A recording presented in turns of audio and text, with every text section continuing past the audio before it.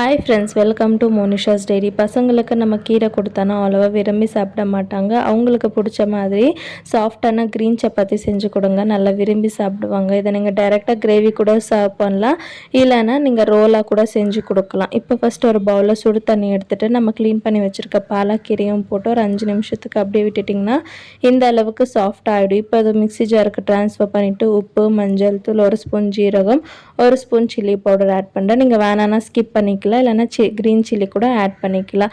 நல்லா கிரைண்ட் பண்ணி எடுத்து வச்சுக்கோங்க. இப்போ இன்னொரு பவுலில் 1.5 கப் அளவுக்கு கோதுமை மாவு, நம்ம அரைச்சி வச்சுருக்க பேஸ்ட்டையும் போட்டு நல்லா பிசைஞ்சுக்கோங்க. தண்ணி தேவைப்பட்டுச்சுன்னா மிக்ஸி கழுவுன தண்ணியை கொஞ்சம் கொஞ்சமாக ஆட் பண்ணி இந்த அளவுக்கு சாஃப்டாக டோவாக பிசைஞ்சு வச்சுக்கோங்க. மேலே ட்ரை ஆகாமல் இருக்கிறதுக்காக நான் ஆயில் ஸ்ப்ரெட் பண்ணி ஒரு 1/2 அன் ஹவர் அப்படியே ரெஸ்ட் வச்சிடுறேன். அதுக்கப்புறமா நம்ம நார்மலாக சப்பாத்தி சுடுற மாதிரி 2 சைடும் கீ அப்ளை பண்ணி சுட்டு எடுத்திங்கன்னா டேஸ்டியான பாலக் சப்பாத்தி ரெடி. ட்ரை பண்ணி பாருங்கள். பாய்.